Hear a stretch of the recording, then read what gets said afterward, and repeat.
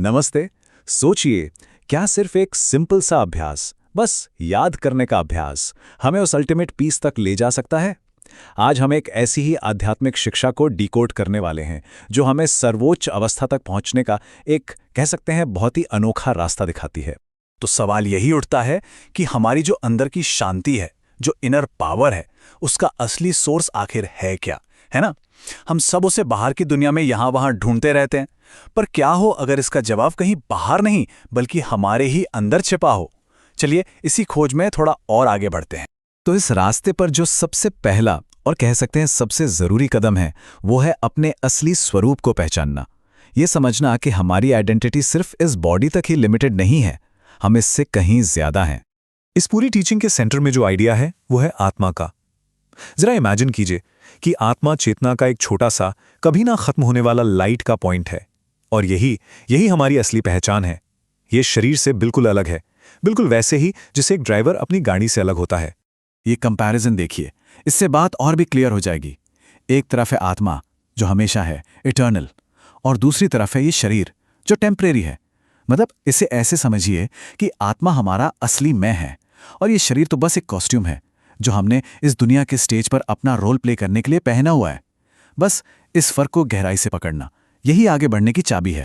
इस टीचिंग के हिसाब से हर आत्मा का एक असली घर भी है, एक ऐसी जगह जिसे टावर ऑफ साइलेंस कहा गया है। आप सोचिए, ये एक ऐसी दुनिया है जहां सिर्फ और सिर्फ शांति है, खामोशी और परम सुख। और इस पूरी जर्नी का जो अल्टीमेट गोल है, वो हमें उसी घर लौटने के लिए तैयार करना है। ठीक है, तो एक बार जब हम खुद को आत्मा के रूप में देखने लगते हैं, तो अगला स्टेप क्या है? अगला स्टेप है उस सुप्रीम पावर के साथ कनेक्शन बनाना, जिसे याद करना ही इस पूरे प्रैक्टिस का एसेंस है। तो सवाल यह है कि ये परमपिता हैं कौन, जिन्हें हमें याद करना है? देखिए, उन्हें परमात्मा कहा गया है, मतलब सभी आत्माओं में जो सुप्रीम है। वो ज्ञान के सागर हैं, प्रेम के ओशन हैं। वही हैं जो आत्माओं को फिर से प्योर बनाते हैं और हमारे सबसे प्यारे गाइड हैं। और इस पूरी टीचिंग का जो सार है ना, वो बस इस एक इंस्ट्रक्शन में छिपा है।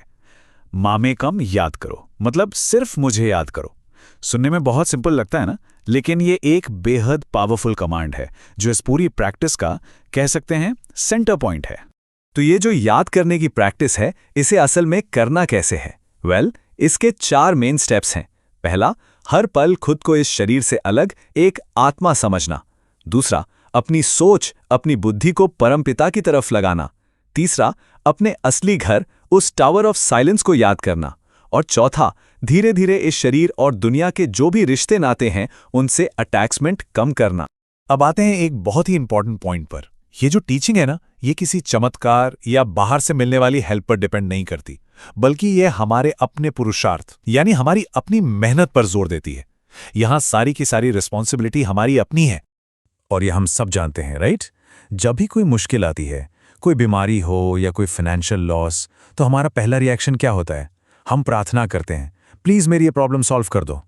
लेकिन ये टीचिंग यहां पर एक बिल्कुल अलग पर्सपेक्टिव देती है। इसके मुताबिक ये जो मुश्किलें हैं, ये असल में हमारे ही पिछले कर्मों का हिसाब किताब है, एक तरह का कार्मिक अकाउंट। इसलिए दया या मर्सी मांगने के बजाय हमें अपनी इनर पावर, जिसे योग बल या याद की शक्ति कहते हैं, उसे यूज करके इस अकाउंट को सेटल करना है। तो यहां पर 2 रास्ते बिल्कुल साफ हो जाते हैं। एक रास्ता है मर्सी मांगने का, जहां हमारा सारा फोकस बाहरी मदद पर होता है, और दूसरा है पुरुषार्थ का, मतलब पर्सनल एफर्ट, जिसमें हम अपनी अंदर की शक्ति को जगाते हैं। और ये टीचिंग हमें इसी दूसरे रास्ते पर चलने के लिए एनकरेज करती है। पर ये पुरुषार्थ करना, ये पर्सनल एफर्ट लगाना तभी पॉसिबल है जब हम लाइफ को एक नए नजरिए से देखना शुरू करें। एक ऐसा नजरिया जो हमें सिखाता है कि दुनिया से अटैच हुए बिना हर सिचुएशन में स्टेबल कैसे रहा जाए।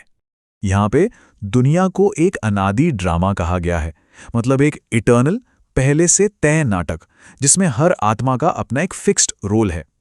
और इस व्यू पॉइंट से देखें तो जो कुछ भी हो रहा है, अच्छा या बुरा, वो इस ड्रामा के हिसाब से बिल्कुल राइट है।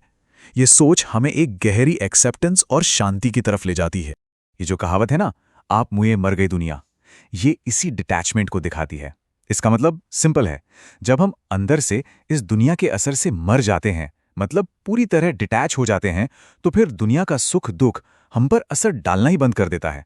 हम इस टेम्पररी ड्रामा के सिर्फ एक देखने वाले, एक विटनेस बन जाते हैं। तो इन सारे पीसेस को एक साथ जोड़ते हैं। खुद को आत्मा समझना, पिता को याद करना, पुरुषार्थ करना और दुनिया को एक ड्रामा की तरह देखना। चलिए अब देखते हैं कि ये पूरी जर्नी हमें आखिर ले कहाँ जाती है। इस जर्नी में एक बहुत ही प्रैक्टिकल टूल भी बताया गया है। जो लोग प्रैक्टिस करते हैं उन्हें एक याद का चार्ट मेंटेन करने को कहा जाता है। ये एक तरह से सेल्फ चेक का तरीका है और ये दिखाता है ये रास्ता बाहरी दिखावे का नहीं है, बल्कि सच्ची और ईमानदार इनर वर्क का है। यहाँ पर नॉलेज और याद के बीच का जो रिलेशन है उसे समझना बहुत जरूरी है। ज्ञान यानी नॉलेज तो बस एक फाउंडेशन की तरह है, मतलब ये जानना कि हम आत्मा हैं और पिता कौन है। लेकिन जो रियल ट्रांसफॉर्मेशन है वो याद के लगातार अभ्यास यानी योग से आता है। यही वो पावर है जो आत्मा को वापस उसकी हाईएस्ट स्टेट में ले जाती है। तो फिर इस सारे एफर्ट का फाइनल आउटकम क्या है? इस टीचिंग के मुताबिक याद की प्रैक्टिस से कर्मों का हिसाब चुकता होता है और आत्मा अपनी ओरिजिनल सतोप्रधान स्टेज में लौट आती है, मतलब पूरी तरह से प्योर और पावरफुल। इतना ही नहीं, कहा जाता है कि इससे उम्र भी बढ़ सकती है और ऐसी आत्माएं 21 जन्मों के लिए स्वर्ग की मालिक बनती हैं। तो इस विश्लेषण को हम इसी एक गहरे सवाल के साथ खत्म करते हैं।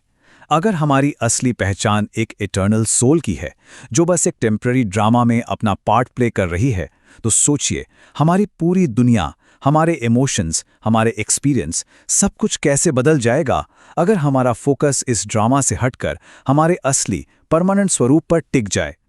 ये एक ऐसा सवाल है जो इस पूरी टीचिंग के निचोड़ को अपने अंदर समेटे हुए है।